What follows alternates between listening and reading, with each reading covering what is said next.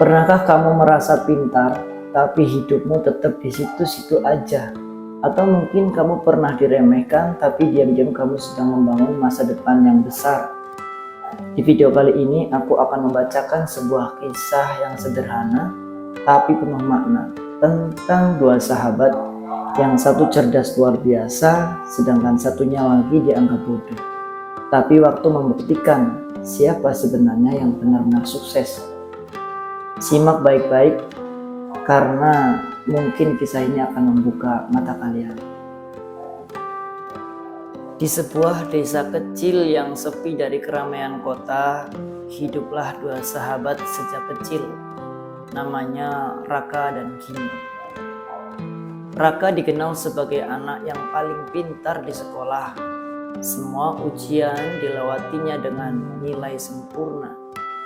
Ia selalu jadi juara kelas, bahkan sering jadi kebanggaan desa. Tapi sayangnya, ia juga dikenal sombong, kata-katanya tajam, dan sering meremehkan orang lain.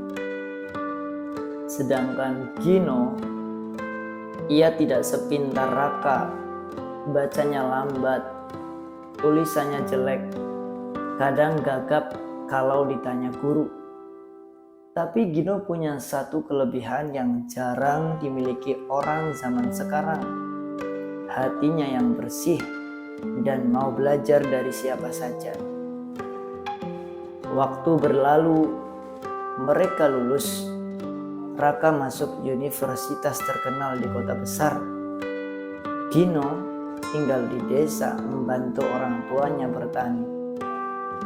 Bertahun-tahun kemudian, mereka bertemu lagi di sebuah seminar desa. Raka datang dengan jas rapi dan gelar akademis panjang di belakang namanya. Ia diminta jadi pembicara tentang kesuksesan, sedangkan Gino cuma datang sebagai penonton biasa. Tapi siapa sangka di akhir acara, panitia mengumumkan donatur utama untuk pembangunan sekolah di desa itu adalah Gino. Semua mata memandang Gino. Bagaimana bisa anak yang dulu dianggap bodoh kini bisa menyumbang ratusan juta untuk desa? Raka mendekatinya dan bertanya, "Gino, apa yang terjadi padamu?" Gino hanya tersenyum dan berkata, "Aku memang bukan yang paling pintar, tapi aku belajar satu hal. Hidup bukan hanya tentang siapa yang paling tahu, tapi siapa yang paling mau belajar dan mau memberi. Aku belajar dari petani, dari tukang kayu, dari internet, dari gagal dan jatuh. Dan setiap ilmu itu aku pakai untuk bantu orang lain. Itulah yang membuat hidupku berubah." Raka pun terdiam.